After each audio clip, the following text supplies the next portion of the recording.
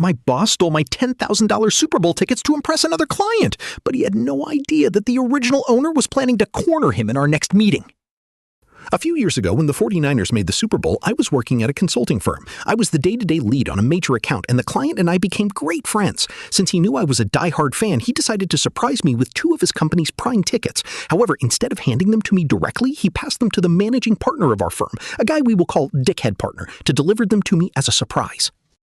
The big game came and went. Sadly, my team lost. A week later, my client and I grabbed drinks after a meeting. He casually asked, "Why didn't you go to the game? I heard someone was in your seats." I was completely confused and told him I never had tickets. His face went pale. He told me about the gift he'd left with my boss and advised me to quietly investigate. Back at the office, a secretary let slip that my boss had gifted those 30-yard line tickets to another one of his own clients, passing them off as a generous gift from our firm.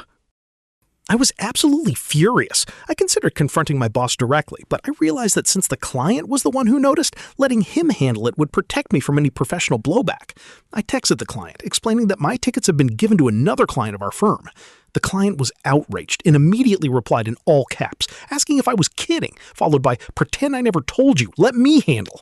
A few days later, my client requested a face-to-face meeting at his headquarters and specifically asked that my boss be present.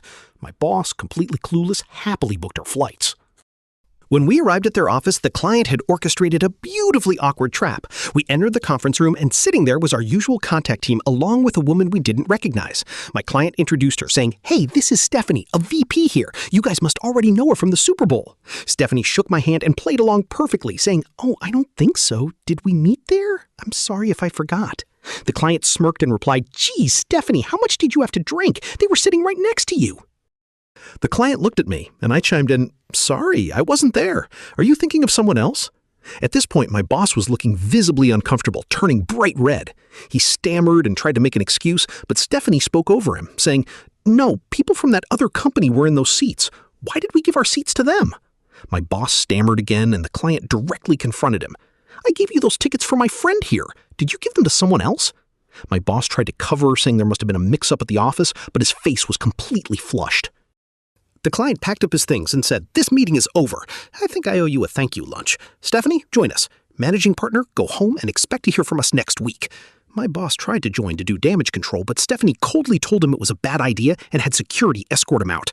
As soon as the elevator doors closed, we burst out laughing. Stephanie wasn't even a VP, just a friendly employee who loved the Niners and agreed to help the client pull off this genius trap.